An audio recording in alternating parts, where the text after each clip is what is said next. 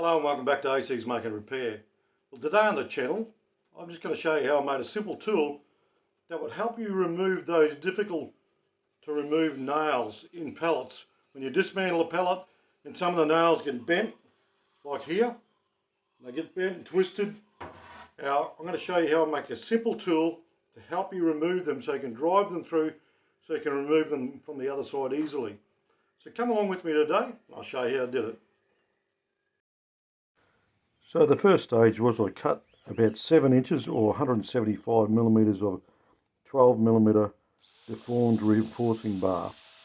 And the reason I used 12mm deformed reinforcing bar, well, I had this scrap lying around, and the second reason was it's got grip on it so you can hold on it quite good, just for the sake of the tool that I'm making. If you use smooth bar, you could knurl some grip on it as well if you wanted to in the lathe, but this is the quickest and cheapest way to make it. I then went and straightened out a few minor bends that were in this bit of Rio, and then proceeded to the next stage. Here's a quick drawing of what I'm going to do to this piece of steel. You can pause it and take note of the measurements. I use my little metal turning lathe to face the ends off of this piece of bar, and then centre drill it and drill a 3/16 hole up either end. I drilled one hole up one end, 20mm or 3/4 of an inch roughly deep. On the other end I drilled the other hole 1.25 inches deep by 3/16 or 5mm drill bit with a drill bit. Now, the depth of that hole determines the length of the nails sticking through the board. I only wanted to get the heads of my nails to come out so I could grasp them and remove the nail. Your nail length may differ to mine.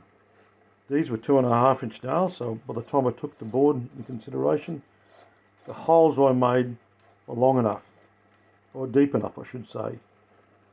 But you may have to vary the depth of your hole. What I allowed was the maximum hole depth, allowing about 1/2 inch between the end of my punch when it slipped over the nail and the board.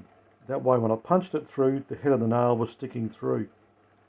I just allowed it, and you'll see that when I give you an example of how I did it.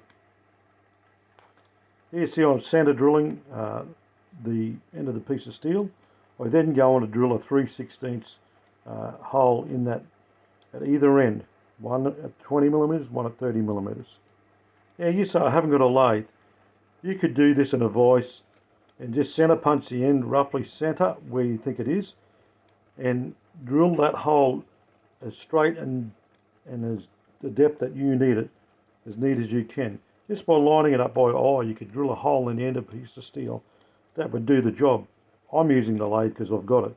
On the other hand, you could clamp it in your drill press vise, in the little V grooves in your drill press vise, and drill down that way vertical, the depth that you need. I apply some cutting agent to my drill bit when I drill it in, and I constantly clear the bit.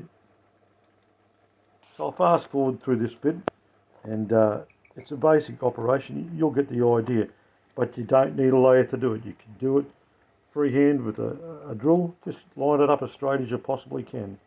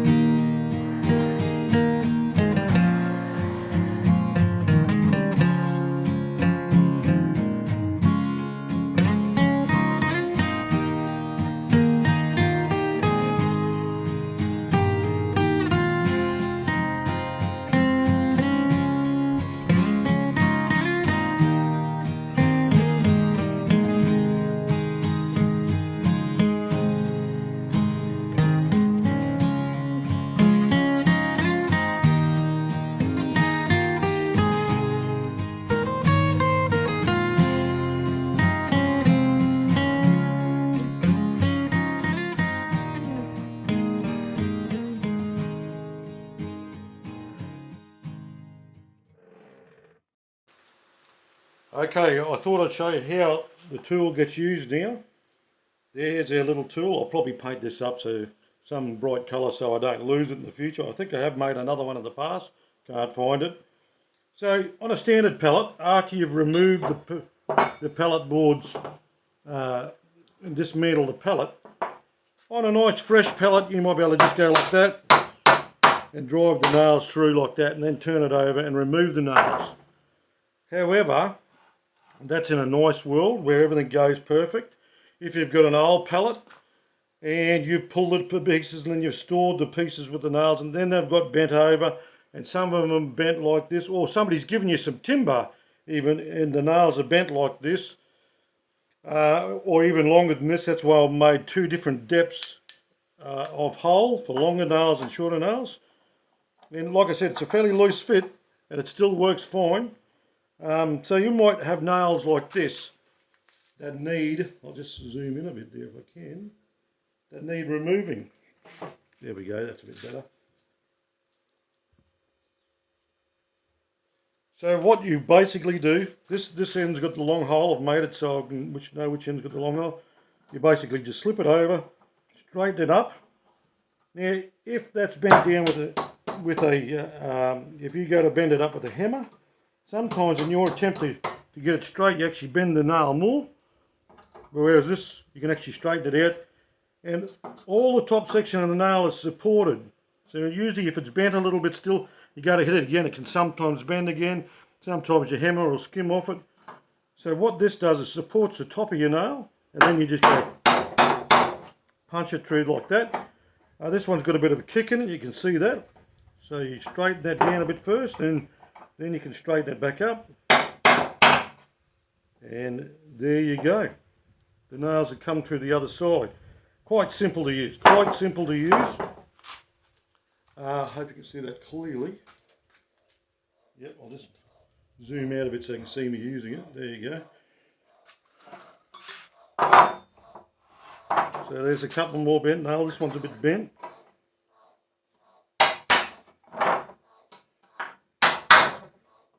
And of course, like on the straight ones, just a matter of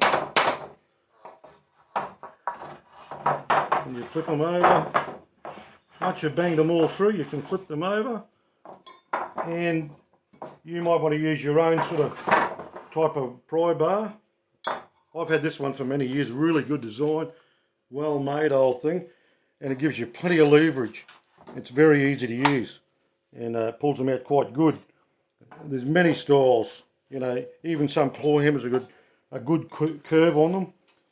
This claw hammer here's quite good too. It's got a nice curve on the back and you know, quite easy. Now if you have problems with pulling nails out, I'll just give you an idea, a couple of tips there even. So as I was saying, if you have problems pulling nails out and you can't pull them out easily, and you pull it so far, you get it to there and you find it hard to get that last bit, just have yourself a little block of wood like that. This gives you a bit of extra leverage and just go like that. You'd be surprised how much leverage that gives you. You could use a smaller block if you wanted. That does the job really, really good.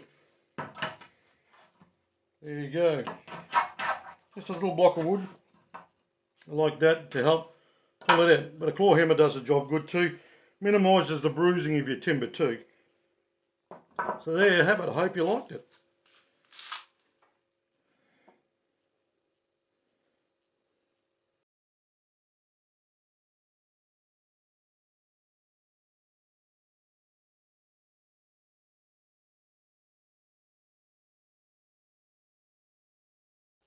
Alright, thanks for joining me today as I made this little tool to help you remove bent and twisted nails out of pallet boards. You can buy a commercial pneumatic denailing tool which works on a tube principle like this too, and then it punches through the tube and knocks the nail out of the other side of the board. Doesn't totally remove it, just knocks it through flush. They were quite expensive, they come down a lot in price, but look, most of us guys out there that are just knocking pallets to pieces for ourselves, if we get a fresh pallet and we want to denail it, we only need to use a tool like this every now and then if the nails aren't twisted. most of the time we can just drive them straight through with the hammer. A lot of it has to do with the way you pull your pallet to bits first. I did a previous video, a few videos back, it was on what I call the pallet pulling tool. This is it here. I'll leave a link in my description where you can go and view that tool being made and how to use it, and how it removes the boards quite effectively from the pallet rails without splitting them. And it all pulls them out fairly straight too, so that saves a lot of effort when you come to denailing or delousing the boards. Anyhow, I hope you liked the video. Thanks for joining me, and I'll catch you on the next one. Bye for now.